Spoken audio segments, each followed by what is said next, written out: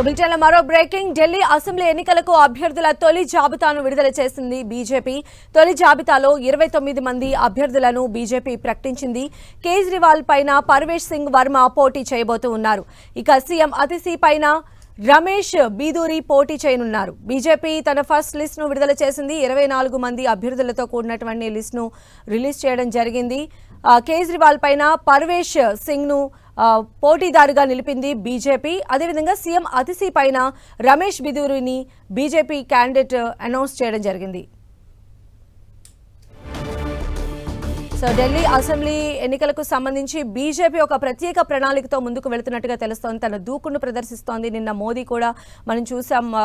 ఢిల్లీ ఎన్నికల పర్యటనలో ఆయన చేసినటువంటి వ్యాఖ్యలు కూడా మనం అర్థం చేసుకోవచ్చు. ఈ రోజు మరి కాస్త దూకుడును పెంచింది. తొలి జాబితాను విడుదల చేసింది బీజేపీ. తొలి జాబితాలో మొత్తం 29 మంది అభ్యర్థులను ప్రకటించడం జరిగింది. అయితే ముఖ్యంగా కేజ్రీవాల్ పైన పర్వేష్ సింగ్ వర్మను పోటీ బరిలోకి దించింది బీజేపీ. అదేవిధంగా ప్రస్తుతం సీఎం గా ఉన్నటువంటి అతిశీ పైన కూడా రమేష్ బిదూరిని బీజేపీ తన ఫస్ట్ లిస్ట్లో అనౌన్స్ చేయడం జరిగింది. మొత్తం 29 మంది అభ్యర్థులతో తొలి జాబితాను విడుదల చేసింది బీజేపీ. ఎలా అయినా సరే ఈసారి ఢిల్లీలో పాగా వేయాలి అనేటువంటి ప్రణాళికలతో బీజేపీ ముందుకు వెళుతున్నట్టుగా తెలుస్తోంది. అందులో భాగంగానే మొత్తం బీజేపీ అగ్రశ్రేణులు అందరూ కూడా ఫోకస్ పెట్టినటువంటి పరిస్థితి కనిపిస్తోంది.